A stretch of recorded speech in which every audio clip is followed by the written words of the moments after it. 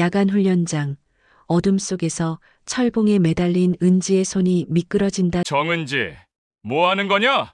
여자가 군대에서 뭘 할 수 있겠냐?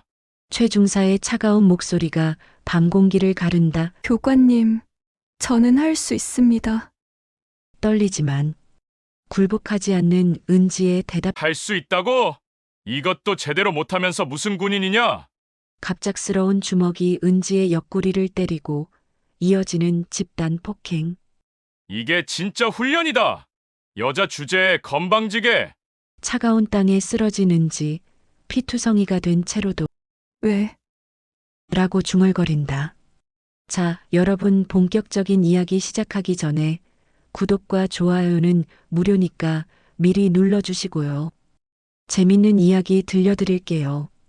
새벽 5시 알람 소리가 울리기도 전에 정은지는 눈을 떴습니다. 20살의 신임 여군인 은지에게는 이미 몸에 밴 습관이었죠. 경기도 외곽의 작은 마을에 자리한 집은 여전히 고요했고 어머니 정미숙은 아직 잠들어 계셨습니다. 겨울 새벽의 차가운 공기가 창문 틈새로 스며들어와 은지의 볼을 스쳤습니다. 은지는 조용히 침대에서 일어나 군복을 입었습니다. 거울 앞에서 모자를 단정히 쓰며 책상 위에 놓인 아버지의 사진을 바라봤죠. 작년에 순직하신 아버지는 평생을 군인으로 살아오셨고 은지에게 가장 큰 영향을 준 분이었습니다. 사진 속 아버지는 늠름한 군복 차림으로 미소를 짓고 있었고 은지는 그 모습을 보며 마음을 다잡았습니다. 아버지, 오늘도 열심히 하겠습니다. 작은 다짐을 속으로 새기며 방문을 조용히 열었습니다. 거실을 지나면서 은지는 어머니 방문을 살짝 들여다봤습니다. 정미숙 준장은 여전히 깊은 잠에 빠져 계셨죠. 은퇴하신 후에도 새벽마다 일어나 운동하시던 어머니께서 요즘은 조금 늦게 주무시는 것 같았습니다. 아버지를 잃은 슬픔이 아직도 어머니의 마음 깊은 곳에 자리하고 있다는 것을 은지도 알고 있었죠. 그래서 더욱 어머니께 걱정을 끼치고 싶지 않았습니다. 현관에서 신발을 신으며 은지는 벽에 걸린 가족 사진을 바라봤습니다.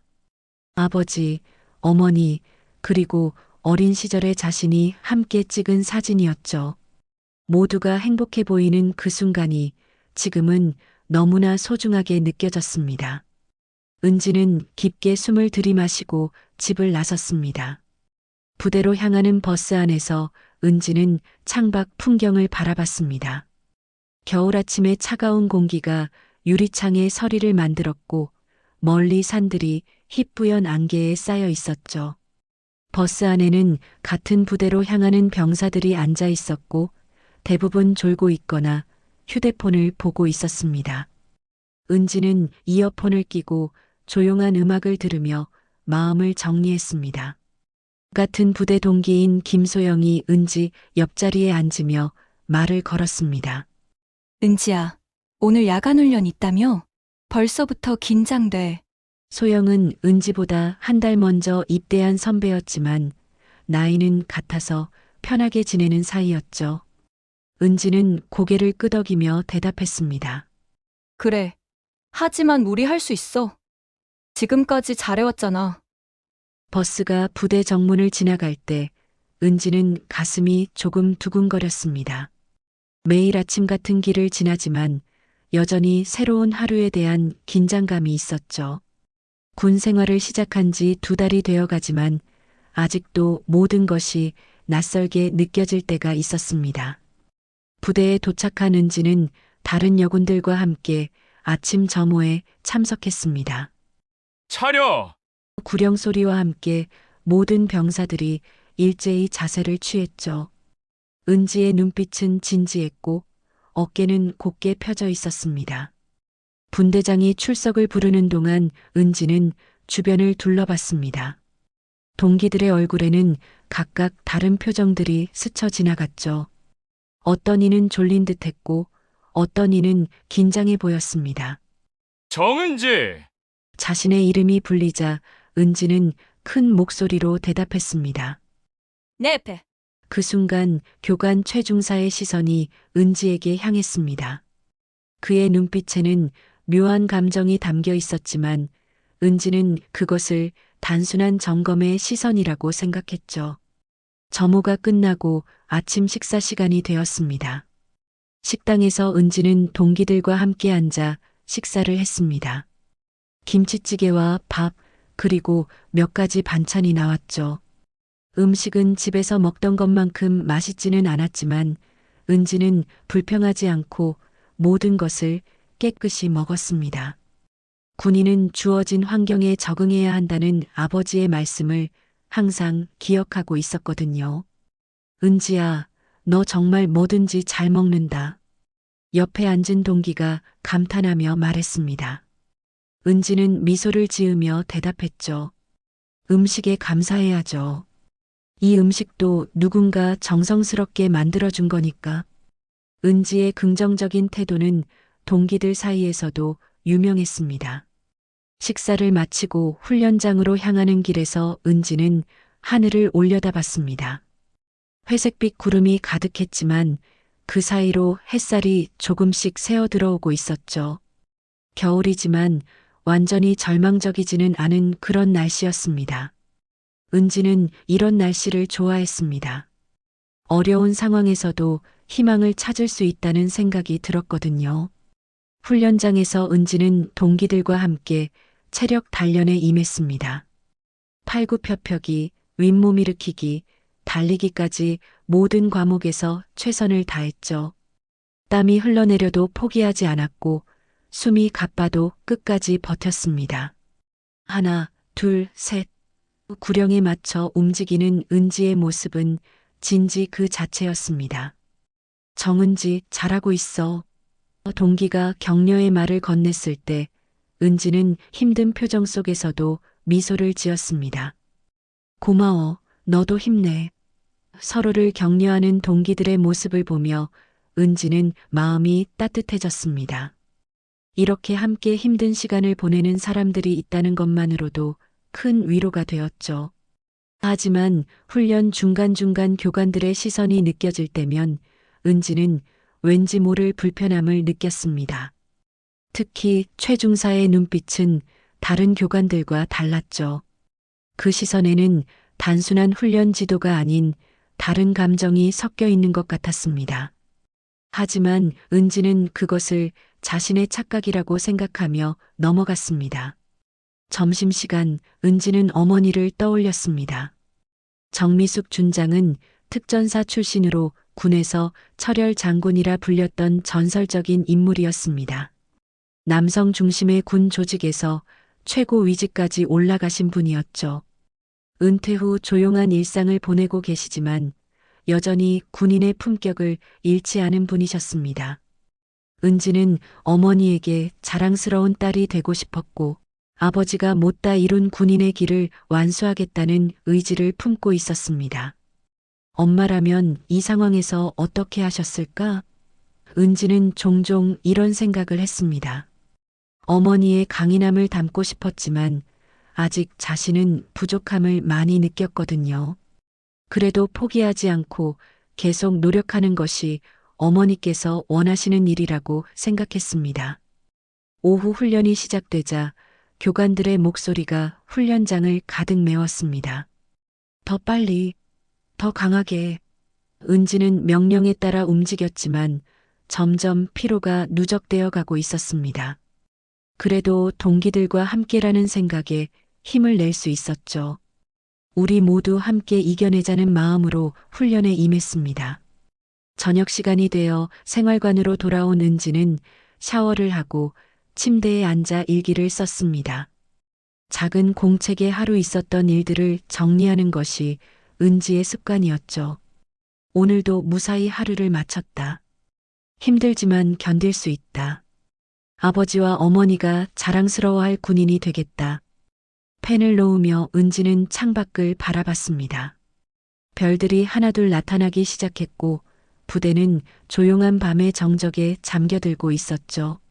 생활관 안에서는 동기들이 각자의 시간을 보내고 있었습니다. 누군가는 책을 읽고 누군가는 편지를 쓰고 누군가는 조용히 휴식을 취하고 있었죠. 은지는 이불을 정리하며 내일 있을 야간 훈련을 떠올렸습니다. 추운 겨울밤에 하는 훈련이라 걱정이 되었지만 동시에 도전해 볼 만하다는 생각도 들었죠. 내가 할 수 있을까? 라는 의문보다는 해내고야 말겠다는 의지가 더 컸습니다. 하지만 은지의 마음 깊숙한 곳에서는 작은 불안감이 꿈틀거리고 있었습니다. 말로 표현할 수 없는 막연한 걱정이었죠. 나는 과연 이 모든 것을 버틸 수 있을까? 스스로에게 던진 질문에 명확한 답을 찾지 못한 채 은지는 이불을 덮고 내일을 준비했습니다. 평온해 보이는 일상 속에서도 어딘가 균열이 시작되고 있었지만 아직 그 누구도 그것을 눈치채지 못했습니다. 다음 날 저녁 은지는 동기들과 함께 야간 훈련 준비를 하고 있었습니다. 한겨울 추위가 뼛속까지 스며드는 날씨였지만 은지의 마음은 오히려 뜨거웠죠. 오늘 훈련이 끝나면 또 하나의 경험을 쌓게 되겠구나. 그런 생각으로 장비를 점검하며 마음을 다잡았습니다. 모든 준비 완료. 분대장의 구령이 떨어지자 은지를 포함한 신병들이 일렬로 정렬했습니다. 어둠이 깔린 훈련장에는 몇 개의 조명만이 켜져 있었고 차가운 바람이 불어와 은지의 뺨을 스쳤죠. 하지만 은지는 추위보다는 앞으로 펼쳐질 훈련에 대한 기대감이 더 컸습니다. 교관 최중사가 앞으로 나서며 훈련 내용을 설명하기 시작했습니다. 오늘은 야간 장애물 통과 훈련을 실시한다. 각자 주어진 코스를 완주해야 하며 시간 내에 통과하지 못하면 재훈련이다. 그의 목소리는 평소보다 더 차갑게 들렸고 은지는 왠지 모를 긴장감을 느꼈습니다. 훈련이 시작되자 은지는 최선을 다해 장애물들을 통과해 나갔습니다. 철봉 매달리기, 담 넘기, 포복 전진까지 모든 과정을 성실하게 수행했죠. 땀이 흘러내렸지만 포기하지 않았고 숨이 가빠도 계속해서 앞으로 나아갔습니다. 할 수 있어, 정은지. 스스로를 격려하며 마지막 구간에 도달했습니다. 그런데 마지막 철봉 구간에서 은지의 손이 미끄러졌습니다. 차가운 날씨 탓에 손에 감각이 없어진 것이었죠. 땅에 떨어진 은지는 재빨리 일어나려 했지만 발목을 살짝 접질렸습니다. 작은 신음이 나왔지만 은지는 다시 철봉을 잡으려 했습니다. 바로 그때 최중사가 다가왔습니다. 정은지, 뭐 하는 거냐? 그의 목소리에는 평소와 다른 날카로움이 담겨 있었죠. 은지는 고개를 들어 대답했습니다. 죄송합니다. 다시 하겠습니다. 하지만 최중사의 표정은 더욱 굳어졌습니다. 다시 하겠다고? 여자가 군대에서 뭘 할 수 있겠냐? 최중사의 말에 은지는 당황했습니다. 지금까지 성별을 이유로 차별받은 적이 없었는데 갑작스러운 그의 말에 어떻게 반응해야 할지 몰랐죠. 교관님, 저는 할 수 있습니다. 은지는 침착하게 대답하려 노력했습니다. 하지만 최중사는 멈추지 않았습니다. 할 수 있다고? 지금 꼴을 봐라. 이것도 제대로 못하면서 무슨 군인이냐? 그의 목소리가 점점 커지자 다른 동기들도 상황을 주목하기 시작했습니다. 은지는 가슴이 답답해지는 것을 느꼈지만 끝까지 예의를 지키려 했죠. 죄송합니다. 더 열심히 하겠습니다. 은지의 진심 어린 사과에도 불구하고 최중사의 분노는 가라앉지 않았습니다. 오히려 더 격해졌죠. 열심히 하겠다고? 입으로만 하는 소리 집어치워. 그 순간 은지는 뭔가 잘못되고 있다는 것을 직감했습니다. 갑자기 최중사가 은지의 어깨를 거칠게 밀쳤습니다. 이게 열심히 하는 거냐? 예상치 못한 물리적 접촉에 은지는 뒤로 비틀거렸고 다른 상급자들도 하나둘씩 다가오기 시작했습니다. 분위기가 급격히 험악해지고 있었죠. 정은지, 너 같은 애가 군대를 망친다는 걸 모르냐? 또 다른 상급자가 끼어들었습니다. 은지는 상황을 이해할 수 없었죠. 평소 성실하게 훈련에 임했고 동기들과도 원만하게 지냈는데 왜 갑자기 이런 일이 벌어지는지 알 수 없었습니다. 주변에 있던 동기들은 무서워서 아무도 나서지 못했습니다. 어둠 속에서 벌어지는 일이라 정확히 무슨 일인지 파악하기도 어려웠죠. 은지는 완전히 고립된 상황에서 홀로 서 있었습니다. 체력이 부족하다고? 그럼 제대로 된 훈련을 받아봐야겠군. 최 중사의 말과 함께 몇 명의 상급자들이 은지를 둘러쌌습니다. 은지는 본능적으로 위험을 감지했지만 군대의 위계 질서 속에서 어떻게 행동해야 할지 몰랐죠. 교관님, 제가 뭘 잘못했는지 말씀해 주세요. 은지는 마지막으로 대화를 시도했습니다. 하지만 답은 주먹이었습니다. 최 중사의 주먹이 은지의 옆구리를 때렸고 곧이어 다른 상급자들의 발길질이 이어졌죠. 이게 진짜 훈련이다. 여자 주제에 건방지게. 욕설과 함께 계속된 폭행에 은지는 바닥에 쓰러졌습니다. 차가운 땅에 쓰러진 채로도 은지는 이해할 수 없었죠. 도대체 자신이 무엇을 잘못했는지, 왜 이런 일이 벌어지는지 알 수 없었습니다. 폭행은 몇 분간 계속되었습니다. 은지의 입에서 피가 나고 온몸이 아파왔지만 소리를 지를 수도 없었죠. 주변에 있던 동기들은 무서워서 도움을 요청하지도 못했고 그저 멀리서 지켜볼 뿐이었습니다. 이제 알겠나? 군대가 어떤 곳인지 말이야. 최 중사가 마지막으로 한 말을 남기고 상급자들이 사라지자 은지는 홀로 어둠 속에 남겨졌습니다. 온몸이 아팠지만 마음의 상처가 더 컸죠. 신뢰했던 조직에서 이런 일이 벌어질 줄은 꿈에도 몰랐습니다.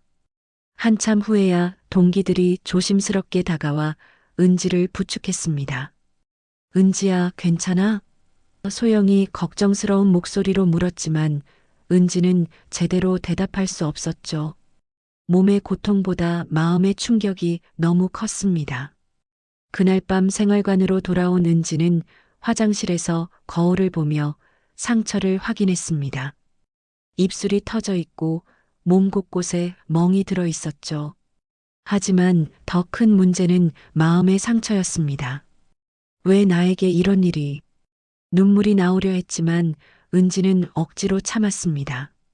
침대에 누워서도 은지는 잠들 수 없었습니다. 오늘 있었던 일들이 계속 머릿속을 맴돌았죠. 엄마한테만큼은 알리고 싶지 않아. 어머니께 걱정을 끼치기 싫었습니다. 그리고 동시에 다른 생각도 들었죠. 하지만 이대로 무너질 순 없어. 아버지와 어머니의 기대를 저버릴 수는 없었습니다. 은지는 천장을 바라보며 다짐했습니다. 오늘 당한 일을 잊지 않겠다고, 그리고 반드시 이겨내겠다고 말이죠. 어둠 속에서도 은지의 눈빛만은 굴복하지 않았습니다. 폭력 앞에서도 꺾이지 않는 의지, 그것이 정은지라는 사람의 본질이었습니다. 다음 날 아침 은지는 거울 앞에서 화장으로 멍든 자국을 가리려 애썼습니다. 입술의 상처는 어쩔 수 없었지만 최대한 티가 나지 않도록 노력했죠. 동기들 앞에서 약한 모습을 보이고 싶지 않았고 무엇보다 이 일이 더 큰 문제로 번지는 것을 원하지 않았습니다. 은지야, 정말 괜찮아? 소영이 걱정스러운 표정으로 물었습니다. 은지는 억지로 미소를 지으며 대답했죠. 응, 괜찮아. 그냥 훈련 중에 넘어진 거야. 하지만 소영의 눈빛에서는 의심이 사라지지 않았습니다. 어젯밤 일을 모두 목격했으니까요. 부대 내에서는 이미 소문이 돌기 시작했습니다. 하지만 그 소문은 사실과는 다른 방향으로 흘러갔죠. 정은지가 훈련 중에 교관에게 대들었다더라. 여자라고 특별 대우 받으려 했다가 혼났다던데. 왜곡된 이야기들이 마치 진실인 양 퍼져나갔습니다. 은지는 이런 상황이 더욱 괴로웠습니다. 진실을 말하고 싶었지만 누가 믿어줄지 확신할 수 없었죠. 군대의 위계 질서 속에서 신입병인 자신의 말이 얼마나 힘이 있을지 의문이었습니다. 그냥 참고 견디자. 시간이 지나면 괜찮아질 거야. 은지는 스스로를 달래려 했습니다.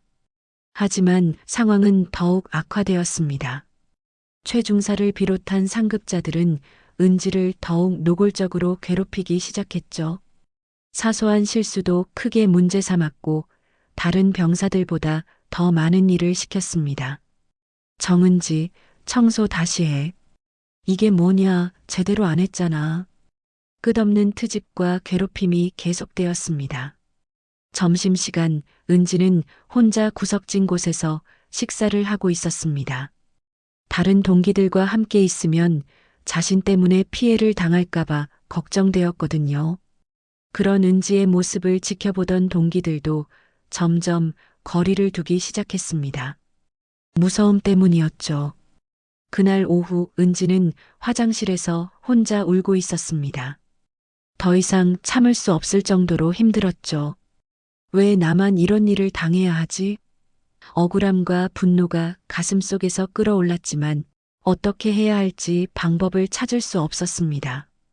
바로 그때 화장실 밖에서 발소리가 들렸습니다. 은지는 재빨리 눈물을 닦고 나왔는데 복도에 서 있던 사람은 부대 군의관이었습니다. 김 군의관은 은지의 상처를 보고 깜짝 놀랐죠. 이게 어떻게 된 상처인가요? 아, 그냥 훈련 중에 다친 거예요.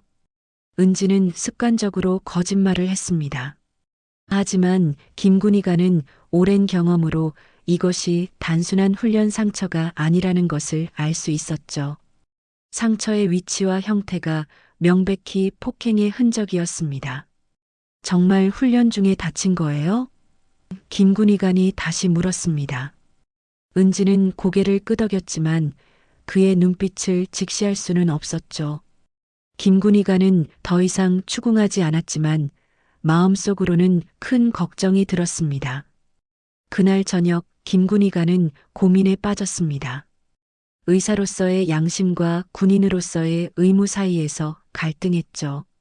하지만 결국 양심의 소리를 따르기로 했습니다. 은지가 더 큰 위험에 처하기 전에 누군가에게 알려야 한다고 생각했거든요. 한편 부대 지휘부에서는 사건을 은폐하려는 움직임이 시작되었습니다. 부대 명예를 위해 조용히 넘어가자. 지휘관의 말에 다른 간부들도 동조했죠. 이런 일이 외부에 알려지면 부대 전체에 큰 타격이 될 것이라고 판단했습니다. 정은지 개인의 문제를 부대 전체의 문제로 만들 필요는 없다. 여자 병사들의 적응 문제일 뿐이다. 책임을 회피하려는 말들이 오갔고 사건의 본질은 점점 왜곡되어 갔습니다. 가해자들을 보호하기 위한 조직적인 움직임이었죠. 동료 병사들도 두려움에 입을 닫았습니다. 어젯밤 일을 목격했지만 아무도 나서려 하지 않았죠. 우리가 나섰다가 똑같이 당할 수도 있어. 조용히 있는 게 나을 것 같아. 침묵의 공모가 형성되었고 은지는 점점 더 고립되어 갔습니다. 은지는 이런 상황에서 절망감을 느꼈습니다. 믿었던 조직에서 자신을 보호해주지 않을 뿐만 아니라 오히려 가해자들을 감싸고 있다는 것을 깨달았죠. 정의는 정말 존재하는 걸까? 어릴 때부터 품어왔던 신념이 흔들리기 시작했습니다. 그날 밤 김 군의관은 마침내 결심을 굳혔습니다. 은지의 안전을 위해서라도 이 일을 알려야 한다고 생각했죠. 부대 밖으로 전화를 걸었습니다. 상대방은 정미숙 준장이었습니다. 김 군의관은 그녀가 전설적인 특전사 출신이라는 것을 알고 있었거든요. 장군님 죄송합니다. 하지만 따님이 위험합니다. 김 군의관의 목소리는 떨리고 있었습니다. 더 늦기 전에 와주셔야 합니다. 전화를 받은 정미숙의 얼굴이 굳어졌죠. 딸에게 무슨 일이 일어났는지 직감적으로 알 수 있었습니다. 구체적으로 무슨 일인가요? 정미숙의 목소리는 차분했지만 그 속에는 분노가 꿈틀거리고 있었습니다. 김군의관은 조심스럽게 상황을 설명했죠. 은지의 상처, 부대 내 분위기, 그리고 은폐하려는 움직임까지 모든 것을 말했습니다. 전화를 끄는 정미숙은 잠시 생각에 잠겼습니다. 딸이 자신에게 말하지 않은 이유를 알 수 있었죠. 걱정을 끼치기 싫어했고 스스로 해결하려 했을 것입니다. 하지만 이제는 어머니가 나설 때였습니다. 은지야, 엄마가 간다.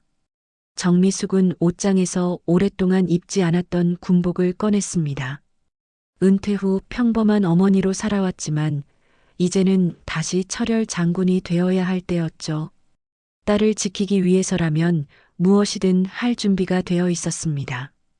그날 밤 은지는 자신도 모르게 잠들었습니다. 꿈속에서도 어젯밤의 악몽이 반복되었지만 동시에 따뜻한 기운도 느꼈죠. 마치 누군가 자신을 지켜주고 있다는 느낌이었습니다. 아직 은지는 몰랐지만 구원의 손길이 이미 뻗어지고 있었습니다. 다음 날 새벽 부대 정문에는 평소와 다른 긴장감이 흘렀습니다.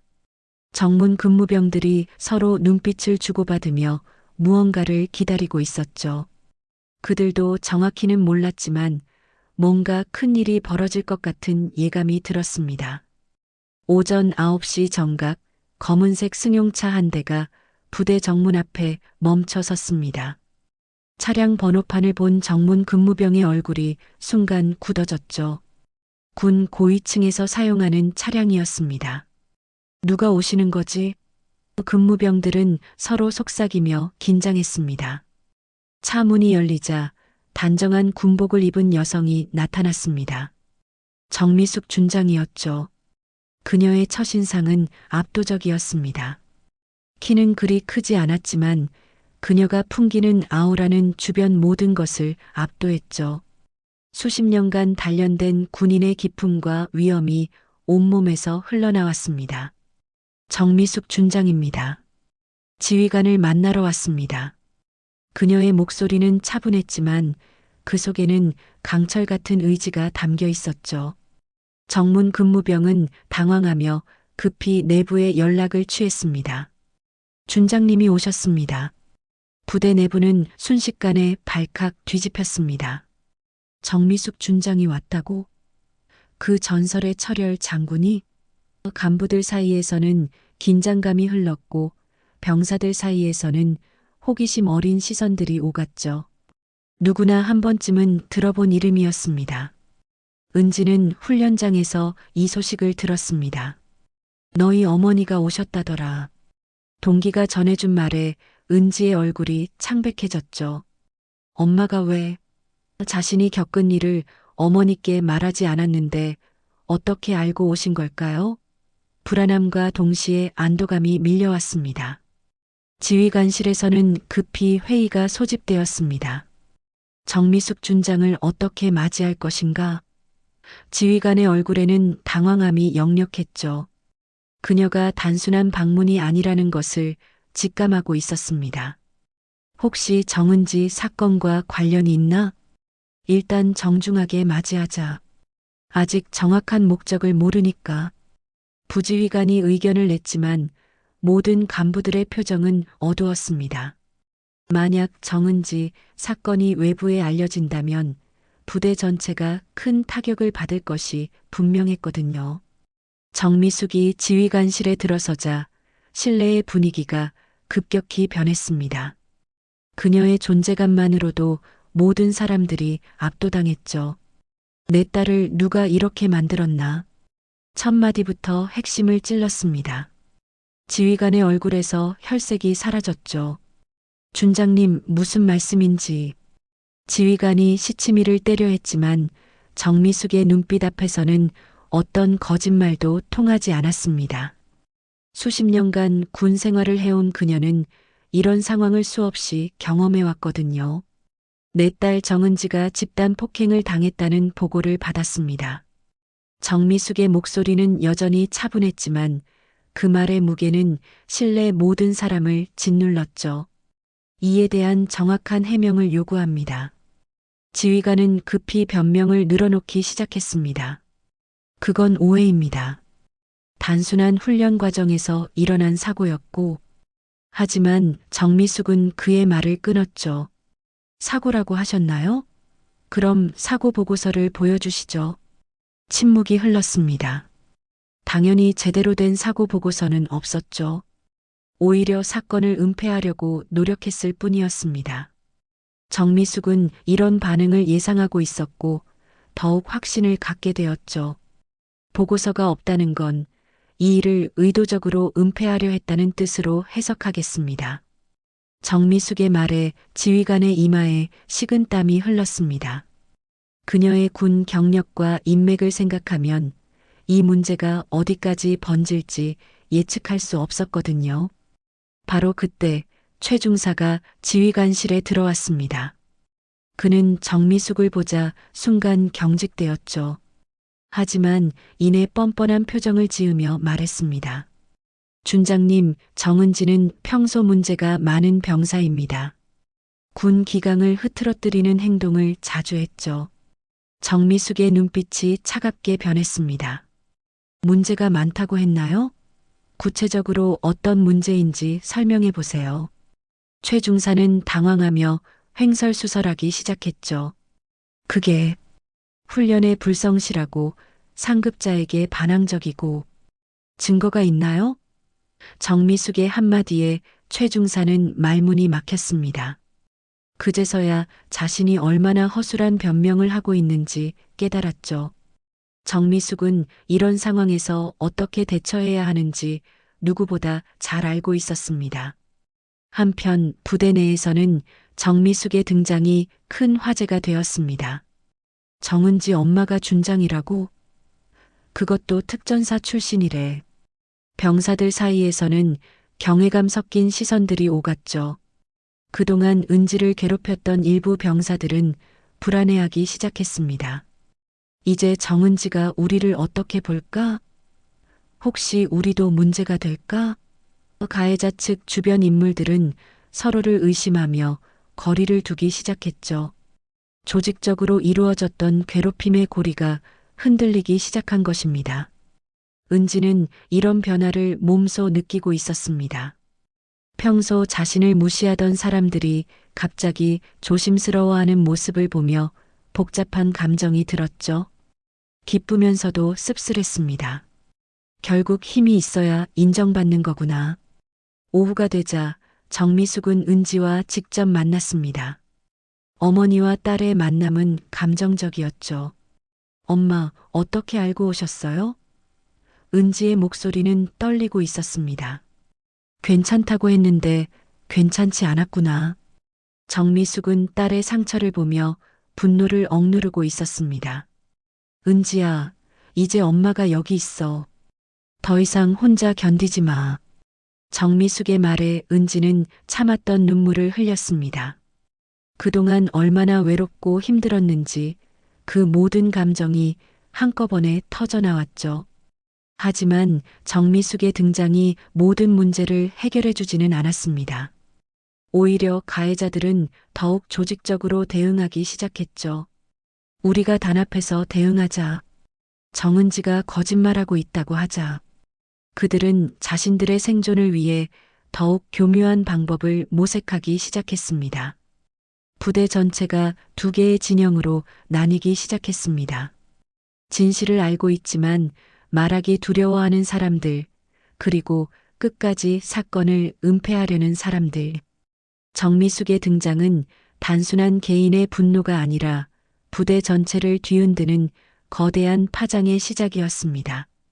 그날 저녁 정미숙은 부대 근처 숙소에서 다음 계획을 세웠습니다.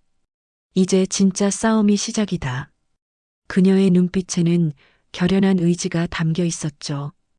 딸을 지키기 위해서라면, 그리고 정의를 실현하기 위해서라면 어떤 어려움도 감수할 준비가 되어 있었습니다. 다음 날 오전, 지휘관은 긴급 간부회의를 소집했습니다. 회의실에는 중대장부터 소대장까지 모든 지휘관급 인사들이 모였죠. 분위기는 무겁고 긴장감이 감돌았습니다. 어제 정미숙 준장의 방문은 단순한 문의가 아닙니다. 이 문제를 어떻게 처리할지 결정해야 합니다. 지휘관님, 정은지의 주장은 과장된 것 같습니다. 부지휘관이 먼저 입을 열었죠. 훈련 중에 일어난 사고를 폭행이라고 우기고 있는 것 아닙니까? 다른 간부들도 고개를 끄덕이며 동조했습니다. 그들에게는 부대의 명예가 개인의 안전보다 우선이었죠. 최 중사는 더욱 적극적으로 나섰습니다. 정은지는 평소 반항적이었습니다. 교관의 지시를 따르지 않고 다른 병사들에게도 부정적인 영향을 미쳤죠. 거짓 증언이었지만 그의 말에는 확신이 담겨 있었습니다.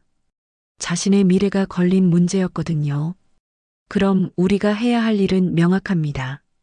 지휘관이 결론을 내렸죠. 정은지의 평소 행실에 대한 증거를 수집하고 이 사건이 단순한 훈련 사고였다는 것을 입증해야 합니다. 모든 간부들이 동의했고 조직적인 은폐 작업이 시작되었습니다. 한편 정미숙은 독자적으로 조사를 진행하고 있었습니다. 오랜 군 경험으로 이런 사건에서 무엇이 중요한지 알고 있었거든요. 증거를 찾아야 해. 증언만으로는 부족하다. 그녀는 부대 내부의 모든 가능성을 검토하기 시작했습니다. 감시 카메라는 어떻게 되어 있을까? 정미숙은 부대 시설을 꼼꼼히 살펴봤습니다. 다행히 훈련장 곳곳에 보안용 카메라가 설치되어 있었죠. 그날 밤 영상이 남아있을 것이다. 하지만 그 영상에 접근하는 것은 쉬운 일이 아니었습니다. 정미숙은 과거 인맥을 활용하기 시작했습니다. 헌병대에 근무하는 후배에게 연락을 취했죠. 선배님, 무슨 일이신가요? 은지 일로 도움이 필요하다. 부대 내 감시 카메라 영상을 확보할 방법이 있을까? 후배는 선뜻 도움을 약속했습니다. 그 사이 부대 내에서는 은지에 대한 공격이 더욱 조직적으로 이루어지기 시작했습니다. 정은지를 군 기강문란자로 만들어야 한다. 최 중사의 지시에 따라 몇몇 병사들이 움직였죠. 이들은 은지가 평소 문제 행동을 했다는 허위 증언을 준비하기 시작했습니다. 은지가 상급자에게 대들었다고 하자. 훈련에 불성실했다고 증언하면 된다. 협박과 회유를 통해 몇몇 동기들을 자신들의 편으로 끌어들였죠. 두려움에 떨던 일부 병사들은 결국 거짓 증언에 동참하기로 했습니다. 김소영은 이런 상황을 보며 괴로워했습니다. 진실을 알고 있었지만 자신도 피해를 당할까봐 두려웠거든요. 은지를 도와야 하는데 양심과 두려움 사이에서 갈등했지만 결국 침묵을 선택했습니다. 많은 목격자들이 같은 선택을 했죠. 오후가 되자 헌병대에서 정미숙에게 연락이 왔습니다. 선배님, 영상을 확보했습니다. 하지만 후배의 목소리에는 충격이 담겨 있었죠. 내용이 심각합니다. 명백한 집단 폭행이 기록되어 있어요. 정미숙은 영상을 확인한 후 분노로 온몸이 떨렸습니다. 화면 속에는 딸이 무자비하게 폭행당하는 모습이 그대로 담겨 있었죠. 이것들이 참았던 분노가 폭발할 것 같았지만 정미숙은 냉정함을 유지했습니다. 이제 확실한 증거가 있으니까요. 영상을 확보한 정미숙은 즉시 부대 지휘부를 찾아갔습니다. 지휘관을 당장 만나게 해주세요. 그녀의 단호한 목소리에 접수병은 당황했죠. 곧이어 지휘관실에서 긴급 호출이 왔습니다. 이 영상을 보시죠. 정미숙이 노트북을 켜자 지휘관의 얼굴이 창백해졌습니다. 화면 속에는 최 중사를 비롯한 상급자들이 은지를 집단으로 폭행하는 장면이 선명하게 기록되어 있었죠. 이것도 훈련 사고라고 하시겠습니까? 지휘관은 말문이 막혔습니다. 더 이상 변명할 여지가 없었거든요. 하지만 여전히 사건을 축소하려 했습니다. 이것은 잘못된 지도 방식이었습니다. 하지만 아기는 없었고 그의 변명은 정미숙의 차가운 시선 앞에서 힘을 잃었습니다. 아기가 없다고요? 그럼 이런 일이 계속 반복되어도 괜찮다는 말인가요? 정미숙의 목소리는 점점 날카로워졌죠. 내 딸만의 문제가 아닙니다. 이 부대의 시스템 자체에 문제가 있어요. 바로 그때 최 중사가 다시 나타났습니다. 이번에는 더욱 뻔뻔한 태도로 말했죠. 준장님, 영상만으로는 모든 것을 판단할 수 없습니다. 정은지가 먼저 도발했을 수도 있고, 그는 끝까지 책임을 회피하려 했습니다. 정미숙은 최 중사를 똑바로 바라봤습니다. 도발했다고요? 20세 신임 여군이 상급자들에게 어떤 도발을 했다는 겁니까? 그녀의 말에 최 중사는 당황했지만 여전히 고집을 부렸죠. 군대에서는 그런 일이 종종 일어난다고요? 정미숙의 목소리가 높아졌습니다.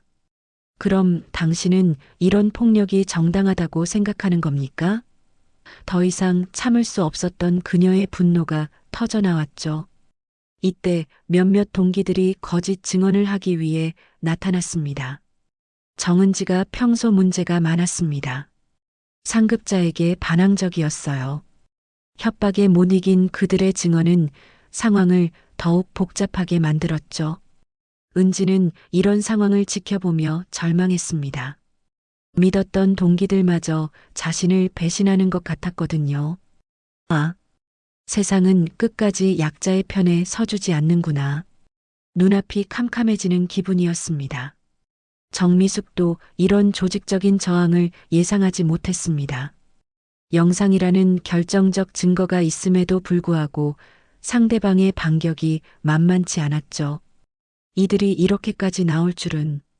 하지만 포기할 수는 없었습니다. 좋습니다. 그럼 공식적인 조사를 요청하겠습니다. 정미숙이 마지막 카드를 꺼냈죠. 군 감찰부에 정식으로 신고하고 언론에도 알리겠습니다.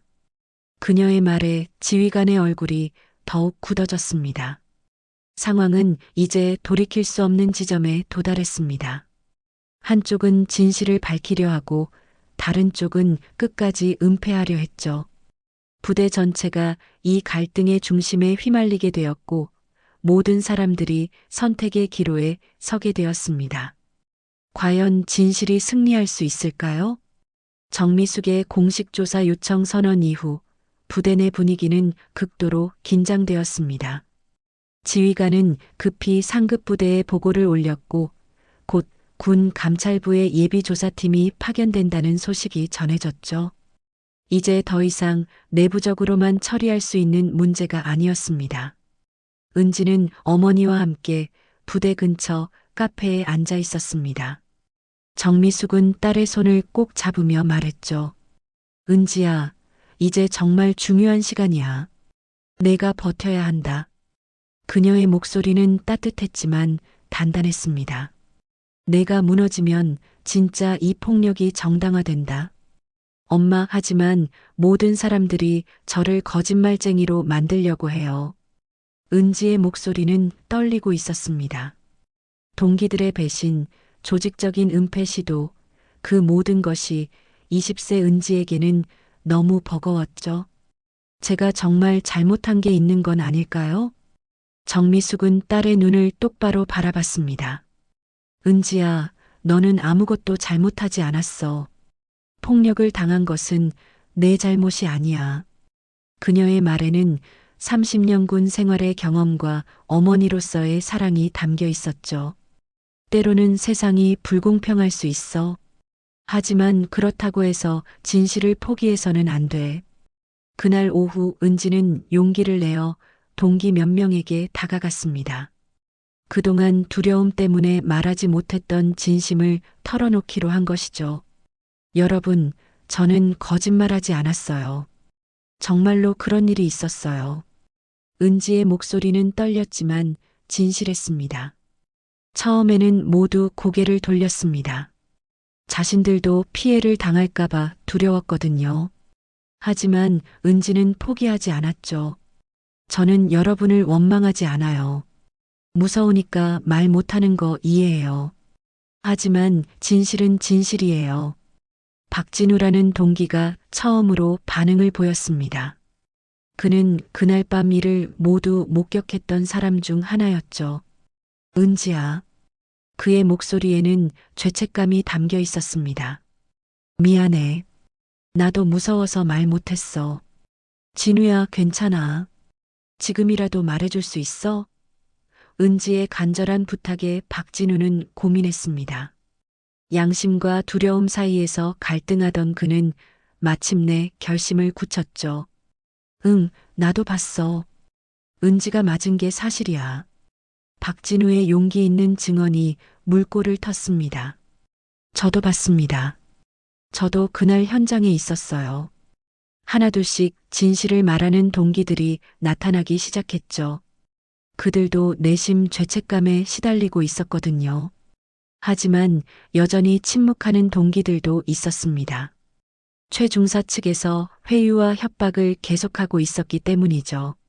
너희가 정은지 편을 들면 남은 군 생활이 지옥이 될 거다. 이런 위협 앞에서 많은 병사들이 여전히 두려워하고 있었습니다. 김소영은 가장 큰 갈등을 겪고 있었습니다. 은지와 가장 가까운 친구였지만 동시에 가장 많은 압박을 받고 있었거든요. 소영아, 너만은 우리 편이어야 해. 상급자들의 압박이 계속되었지만 소영의 마음속에서는 양심의 목소리가 점점 커지고 있었습니다. 그날 저녁 소영은 마침내 은지에게 다가왔습니다. 은지야, 미안해. 나 정말 미안해. 눈물을 흘리며 사과하는 소영을 보며 은지도 눈물을 흘렸죠. 소영아, 괜찮아. 무서웠을 거야. 아니야, 괜찮지 않아. 내가 가장 가까운 친구인데 널 지켜주지 못했어. 소영의 고백은 진심이었습니다. 이제라도 늦지 않았다면 나도 증언할게. 그날 내가 본 것을 모두 말할게. 한편 가해자 측에서는 더욱 조직적으로 대응하고 있었습니다. 최 중사는 몇몇 상급자들과 회의를 가졌죠. 이제 우리가 단합해서 대응해야 한다. 정은지가 평소 문제가 많았다는 증거를 더 만들어야 해. 하지만 영상이 있잖아요. 한 상급자가 걱정스럽게 말했습니다. 그 영상만으로는 모든 상황을 알 수 없다고 주장하면 돼. 최 중사는 여전히 자신만만했죠. 우리가 더 많으니까 이길 수 있어. 하지만 상황은 그들이 예상한 것과 달라지고 있었습니다. 진실을 말하는 증인들이 하나둘씩 늘어나고 있었고 부대 내 여론도 서서히 변하고 있었거든요. 혹시 정은지가 진실을 말하는 거 아닐까? 영상도 있다고 하던데? 이런 변화를 감지한 몇몇 상급자들이 동요하기 시작했습니다. 우리가 너무 멀리 간 건 아닐까? 이제라도 진실을 말하는 게 낫지 않을까? 가해자 측 내부에서도 균열이 생기기 시작한 것이죠. 정미숙은 이런 변화를 예리하게 관찰하고 있었습니다. 이제 작은 균열이 시작됐어. 이 균열을 키워나가야 한다. 그녀는 딸에게 말했죠. 은지야, 내가 용기를 내어서 친구들이 따라오기 시작했어. 이제 더욱 당당해져야 해. 엄마, 저도 이제 조금씩 용기가 생겨요. 은지의 목소리에는 이전과 다른 힘이 담겨 있었습니다. 친구들이 저를 믿어준다는 것만으로도 큰 힘이 돼요. 절망 속에서도 희망의 빛을 찾기 시작한 것이죠. 그날 밤 부대 생활관에서는 조용한 변화가 일어나고 있었습니다. 동기들이 은지 주변에 모여 앉아 이야기를 나누고 있었죠. 우리가 은지를 지켜줘야 해. 이제라도 늦지 않았어. 작은 연대감이 형성되기 시작했습니다. 박진우가 말했습니다. 우리가 모두 함께 증언하면 아무도 우리를 어쩔 수 없을 거야. 다른 동기들도 고개를 끄덕였죠. 맞아. 우리가 함께하면 무섭지 않아. 개별적으로는 약했지만 함께하면 강해질 수 있다는 것을 깨닫기 시작한 것입니다. 은지는 이런 변화를 보며 마음속 깊이 감동했습니다. 고마워, 정말 고마워. 그녀의 눈에는 이제 절망이 아닌 희망이 담겨 있었죠. 혼자가 아니라는 것, 진실을 함께 지켜줄 사람들이 있다는 것이 큰 힘이 되었습니다. 작은 균열이 거대한 벽을 무너뜨릴 시작이 된 순간이었습니다. 진실의 힘이 서서히 거짓의 벽을 허물어가고 있었고, 은지와 동기들의 용기가 변화의 동력이 되고 있었죠. 이제 정말 중요한 순간이 다가오고 있었습니다. 일주일 후 부대 강당에는 전례 없는 긴장감이 흘렸습니다. 군 감찰부에서 파견된 조사관들과 헌병대, 그리고 고위 장교들이 참석한 가운데 공식 진상조사위원회가 열리게 된 것이죠. 강당 앞쪽에는 조사위원들이, 뒤쪽에는 관련 당사자들과 증인들이 자리했습니다. 정미숙은 방청석 맨 앞줄에 앉아 있었습니다. 그녀의 군복은 완벽하게 다림질되어 있었고 어깨에 달린 계급장이 조명을 받아 빛났죠. 주변 사람들은 그녀의 존재감에 압도되었습니다. 30년간 쌓아온 위엄과 권위가 온몸에서 흘러나왔거든요. 조사위원장이 회의 시작을 알렸습니다. 이번 조사는 정은지, 일병에 대한 집단 폭행 의혹을 규명하기 위한 것입니다. 모든 증언은 녹화되며 위증 시에는 군법에 따라 처벌받을 것입니다. 엄숙한 분위기 속에서 진실과 거짓의 마지막 대결이 시작되었습니다. 첫 번째 증인으로 최중사가 나왔습니다. 그는 여전히 당당한 표정을 지으며 증언대에 섰죠. 정은지 일병은 평소 훈련에 불성실했고 상급자의 지시에 따르지 않는 문제 행동을 보였습니다. 그의 목소리는 확신에 차 있었습니다. 구체적인 예를 들어보십시오. 조사위원이 질문했습니다. 최중사는 준비해온 대로 답했죠. 여러 차례 훈련 시간에 늦었고 동기들과 갈등을 일으켰습니다. 그날 밤도 훈련 지시를 따르지 않아서 교육적 차원에서 지도한 것입니다. 하지만 조사위원은 냉정했습니다. 교육적 지도라고 하셨는데 이 영상을 보시죠. 대형 스크린에 그날 밤의 감시 카메라 영상이 재생되기 시작했죠. 강당 안이 숨을 죽였습니다. 화면 속에는 최중사와 다른 상급자들이 은지를 무자비하게 폭행하는 모습이 선명하게 드러났습니다. 최중사의 얼굴이 창백해졌습니다. 하지만 그는 끝까지 변명을 늘어놓았죠. 이것은 영상만으로는 전체 상황을 파악할 수 없습니다. 정은지가 먼저 도발했고, 하지만 그의 말은 설득력이 없었습니다. 영상이 모든 것을 말해주고 있었거든요. 정미숙이 일어섰습니다. 위원장님, 발언 기회를 주시기 바랍니다. 그녀의 목소리는 강당 전체에 울려 퍼졌죠. 군인이란 이름으로 약자를 짓밟는 자들. 잠시 멈춘 후 그녀는 차가운 목소리로 계속했습니다. 나는 끝까지 추적해 그 죗값을 묻게 할 것입니다. 그 순간 강당 안의 분위기가 완전히 바뀌었습니다. 정미숙의 말에는 30년간 쌓아온 군인으로서의 신념과 어머니로서의 분노가 동시에 담겨 있었죠. 모든 사람들이 그녀의 결연한 의지를 느낄 수 있었습니다. 이어서 은지가 증인석에 섰습니다. 처음에는 떨리던 그녀의 목소리가 점점 또렷해졌죠. 저는 그날 밤 아무런 잘못을 하지 않았습니다. 단지 훈련 중에 실수를 했을 뿐인데 집단으로 폭행을 당했습니다. 그녀의 증언은 진실했고 절절했습니다. 왜 즉시 신고하지 않았습니까? 조사위원의 질문에 은지는 솔직하게 대답했습니다. 무서웠습니다. 그리고 어머니께 걱정을 끼치고 싶지 않았어요. 제가 견딜 수 있을 거라고 생각했습니다. 그녀의 목소리에는 20세 청년의 순수함과 동시에 강인함이 담겨 있었죠. 박진우가 두 번째 증인으로 나섰습니다. 저는 그날 밤 현장을 목격했습니다. 정은지가 일방적으로 폭행당하는 것을 봤어요. 그의 증언이 시작되자 다른 동기들도 용기를 얻었습니다. 진실을 말할 때가 온 것이죠. 저도 봤습니다. 김소영이 일어섰습니다. 은지는 아무런 잘못을 하지 않았어요. 그냥 훈련 중에 실수했을 뿐인데 상급자들이 집단으로 때렸어요. 그녀의 목소리는 떨렸지만 확신에 차 있었습니다. 연쇄적으로 진실 증언이 이어졌습니다. 저도 증언하겠습니다. 저도 그날 현장에 있었어요. 하나둘씩 일어서는 동기들을 보며 최 중사의 얼굴은 점점 굳어갔죠. 자신들이 구축한 거짓의 벽이 무너지고 있다는 것을 느꼈습니다. 가장 결정적인 순간이 왔습니다.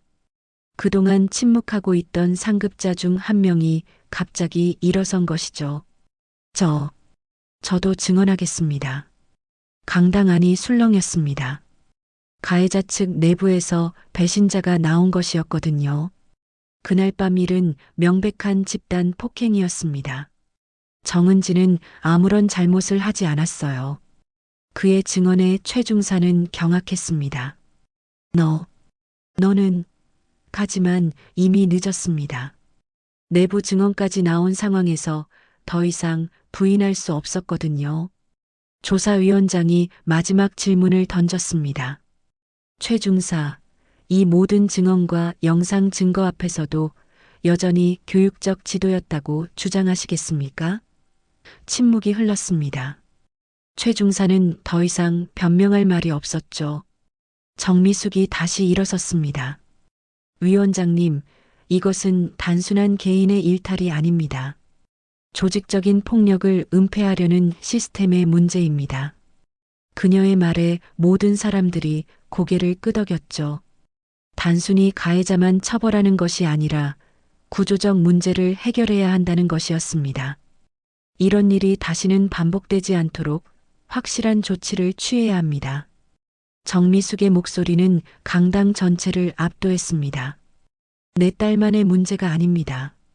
이 조직에서 복무하는 모든 병사들의 안전과 인권이 걸린 문제입니다. 조사위원장이 최종 발표를 했습니다. 충분한 증언과 증거를 통해 집단 폭행 사실이 확인되었습니다. 관련자들은 군법회의에 회부되며 조직적 은폐를 시도한 지휘부도 책임을 져야 할 것입니다. 순간 권력의 균형은 완전히 무너졌습니다. 강당 안에서는 안도의 한숨이 나왔습니다. 진실이 승리한 순간이었죠. 은지는 어머니를 바라보며 눈물을 흘렸습니다. 정미숙도 딸을 보며 자랑스러운 미소를 지었죠. 긴 싸움이 끝나고 정의가 실현된 순간이었습니다. 진상조사위원회가 끝난 지 한 달 후 부대에는 완전히 새로운 분위기가 흘렀습니다. 최 중사와 관련 가해자들은 군법회의에서 유죄 판결을 받고 영창에 수감되었고 사건을 은폐하려던 지휘관은 보직에서 해임되었죠. 정의가 실현된 것입니다. 새로 부임한 지휘관은 첫 훈시에서 분명히 말했습니다. 이 부대에서는 어떤 형태의 폭력과 괴롭힘도 용납하지 않겠습니다. 모든 병사는 동등한 인격체로 존중받을 권리가 있습니다. 그의 말에 부대 전체가 숙연해졌죠. 은지는 이제 완전히 달라진 사람이 되어 있었습니다. 예전에 불안했던 모습은 찾아볼 수 없었고 대신 자신감에 찬 당당한 모습을 보였죠. 동기들과의 관계도 이전보다 훨씬 끈끈해졌습니다.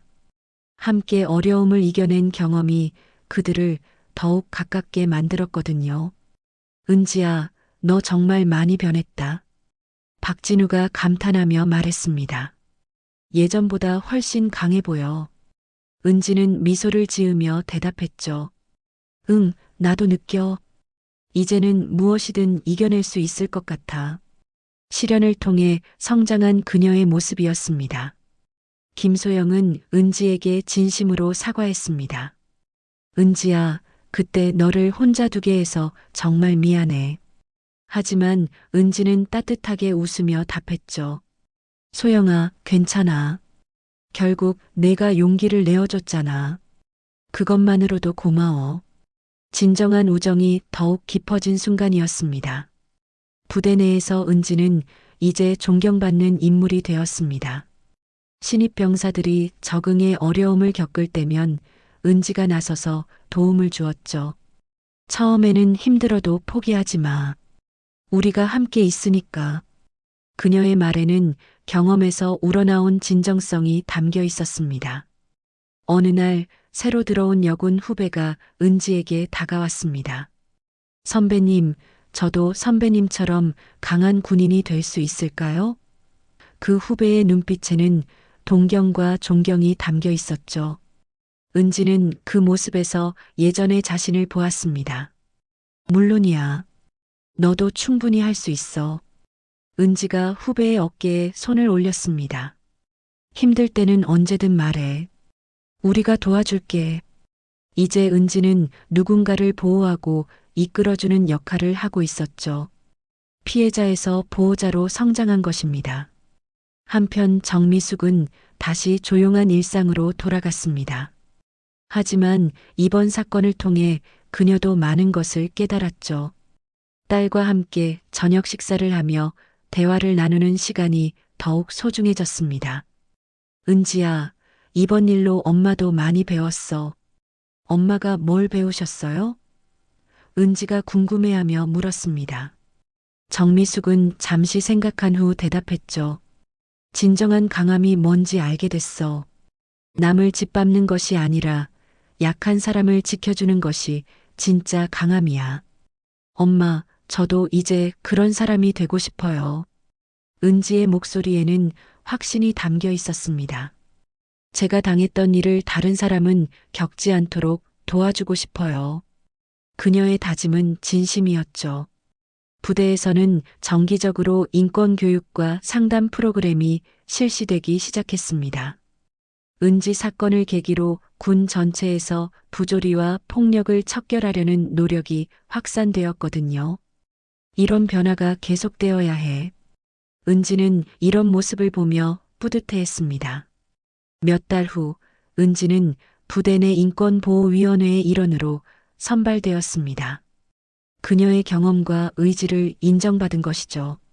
정은지 일병이 위원회에 참여하게 되어 기쁩니다. 새 지휘관의 말에 은지는 고개를 끄덕였습니다. 열심히 하겠습니다. 모든 병사가 안전하고 존중받는 부대를 만들어 가겠습니다. 은지의 다짐은 단순한 말이 아니었습니다. 자신이 겪은 아픔을 바탕으로 더 나은 세상을 만들어 가겠다는 의지였죠. 어느 날 저녁 은지와 정미숙은 함께 산책을 하며 대화를 나누었습니다. 노을이 아름답게 지는 하늘을 바라보며 정미숙이 말했죠. 은지야, 넌 약자가 아니야. 내가 스스로 지켜낸 거다. 그녀의 목소리에는 딸에 대한 자랑스러움이 가득했습니다. 엄마, 이제 나도 누군가의 힘이 되어주고 싶어요. 은지의 눈에는 눈물이 맺혀 있었지만 그것은 슬픔의 눈물이 아니었습니다. 성장의 기쁨과 새로운 다짐이 담긴 눈물이었죠. 제가 겪은 일이 헛되지 않도록 다른 사람들을 도와주고 싶어요. 그래, 내가 그런 사람이 되길 엄마도 바란다. 정미숙은 딸을 꼭 안아주었습니다. 내가 이겨낸 것만으로도 이미 많은 사람들에게 희망을 주고 있어. 어머니와 딸의 포옹 속에는 깊은 사랑과 신뢰가 담겨 있었습니다. 1년 후 은지가 속한 부대는 모범부대로 선정되었습니다. 건전한 부대 문화와 상호 존중의 분위기가 인정받은 것이죠. 시상식에서 은지는 특별 공로상을 받았습니다. 정은지 일병의 용기가 부대 전체를 변화시켰습니다. 그날 밤 은지는 일기에 이렇게 썼습니다. 오늘 상을 받았지만 진짜 상은 따로 있는 것 같다. 나를 믿어준 사람들, 함께 싸워준 친구들, 그리고 변화된 우리 부대가 진짜 상이다. 그녀의 글씨는 단단하고 또렷했습니다. 부대 정경을 비추는 마지막 장면에서 병사들이 서로를 존중하며 훈련하는 모습이 펼쳐졌습니다. 웃음소리가 들리고 선후배가 서로를 돕는 따뜻한 광경이었죠. 은지는 그 모든 것을 바라보며 만족스러운 미소를 지었습니다. 화면이 서서히 어두워지면서 한 문구가 떠올랐습니다. 진실은 숨길 수 없다. 용기는 결국 세상을 바꾼다. 은지의 이야기는 끝났지만 그녀가 만들어낸 변화는 계속될 것입니다. 한 사람의 용기가 어떻게 세상을 바꿀 수 있는지 보여준 감동적인 이야기였습니다. 오늘도 재미있으셨나요? 시청해주셔서 감사합니다. 재미있게 보셨다면 구독, 좋아요, 알림 설정까지 해주시면 큰 힘이 됩니다.